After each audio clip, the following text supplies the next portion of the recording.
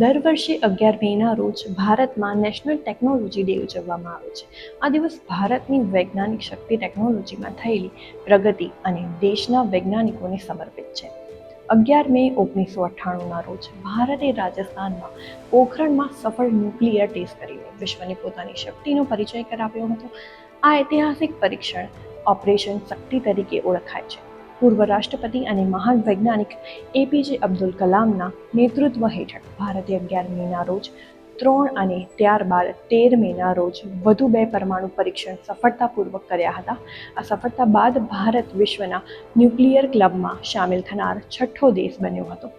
આ પરીક્ષણોએ ભારતની રાષ્ટ્રીય સુરક્ષા અને વૈશ્વિક પ્રતિષ્ઠાને વધુ મજબૂત બનાવી હતી. ખાસ વાત એ પણ છે કે એ જ દિવસે ભારતના પ્રથમ સ્વદેશી વિમાન હંસા-3નું બેંગ્લોરમાં સફળ ટેસ્ટ ફ્લાઇટ કરવામાં આવ્યું હતું. સાથે જ ડીઆરડીઓ દ્વારા બનાવવામાં આવેલી ત્રિશુલ મિસાઇલનું પણ સફળ પરીક્ષણ થયું હતું. આ ઐતિહાસિક સિદ્ધિઓ બાદ પૂર્વ વડાપ્રધાન અટલ બિહારી વાજપેયીએ 11 મેને નેશનલ ટેકનોલોજી ડે તરીકે જાહેર કર્યો હતો. 1999થી દર વર્ષે આ દિવસ ઉજવવામાં આવે છે.